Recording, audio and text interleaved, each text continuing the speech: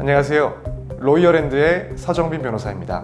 자, 오늘은 최근 선고된 한 사건에 대해서 이야기를 해볼 텐데요. 한 중학교 선생님에 대한 선고였고, 당시 담당을 하고 있던 학생이 라이트 노벨을 읽고 있는다는 이유로 체벌을 했다가 그 학생이 극단적인 선택을 해서 결국 사건화됐고 처벌까지 받게 된 사례입니다. 그 사안을 조금 더 자세하게 설명을 드리자면, 작년 3월경 한 중학교에서 자율학습 시간에 피해 중학생이 라이트 노벨을 읽고 있었고, 이를 알게 된 선생님께서 이 학생을 체벌을 했습니다.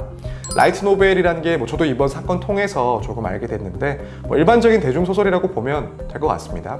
그 소설을 읽고 있는 학생에게 이거 야한 소설 아니냐라는 식으로 추궁을 했고, 당시에 다른 학생들도 교실 안에 있었기 때문에 그런 상황들은 충분히 알고 있었죠.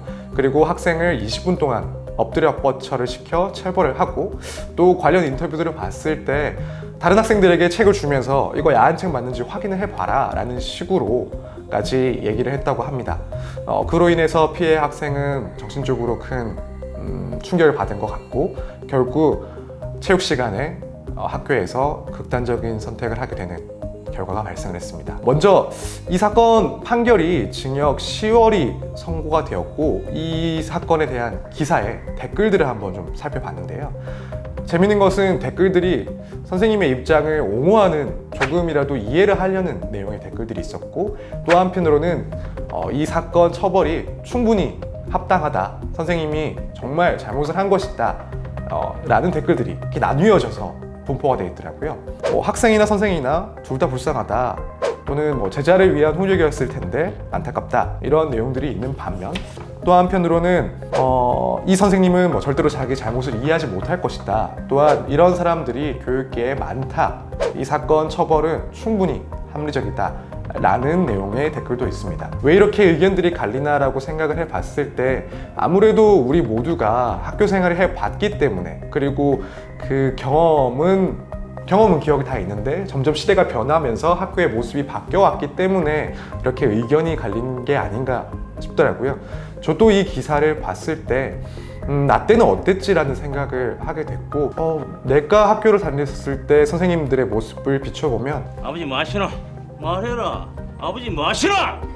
이 문제됐던 가해 선생님의 훈육 자체가 그 당시 기준으로 했을 때는 크게 문제가 안 되지 않았을까라는 생각을 하게 됐습니다.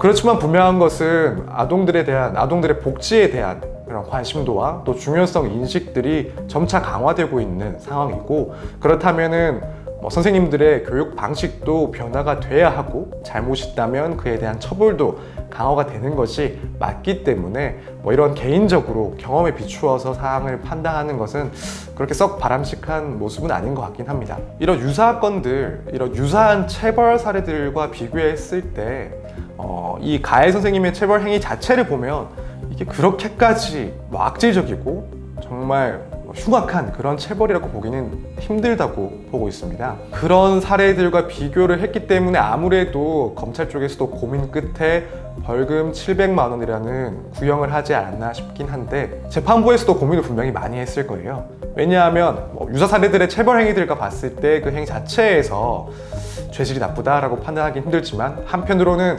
학생이 너무나도 안타까운 선택을 하는 그런 크나큰 결과가 발생했기 때문에 그 점을 무척 많이 고민을 했을 거고, 그 결과 검찰의 구형보다 훨씬 높은 양형을 했던 것이 아닌가 짐작을 해보게 됩니다.